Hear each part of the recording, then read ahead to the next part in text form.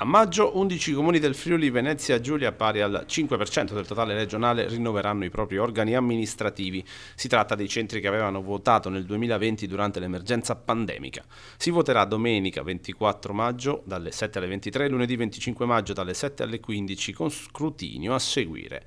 Poiché tutti gli 11 comuni hanno una popolazione inferiore ai 15.000 abitanti, l'elezione avverrà in turno unico. Non è previsto ballottaggio, salvo il rarissimo caso di perfetta parità tra i candidati più votati.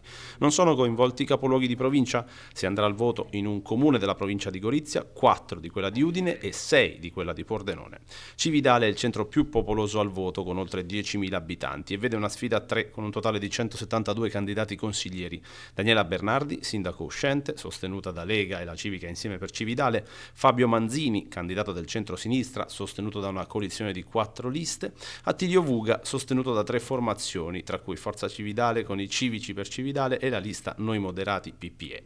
A Varmo sfida a 3 per la successione al sindaco uscente Fausto Prampero, Massimiliano Gattolini, già capogruppo di maggioranza, Angelo Spagnol, agente di commercio con esperienza amministrativa, e Pierino Biasinutto, ex bancario.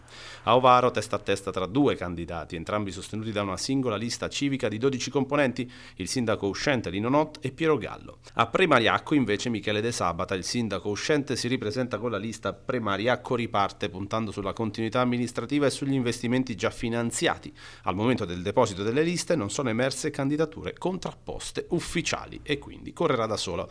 Gli altri sindaci uscenti sono Flavia Viola per Villesse, Fabrizio Prevarin di Andreis, Claudio Traina di Barcis, Dino Salatin di Caneva, Jonathan Sturam per Clout, Igor Alzetta Montereale Volcellina e Francesca Cozzi di Travesio. Alcuni si batteranno per una linea di continuità, altri dovranno cedere il passo a volti nuovi. Saranno i cittadini alle urne a decidere chi guiderà l'amministrazione comunale nel prossimo quinquennio.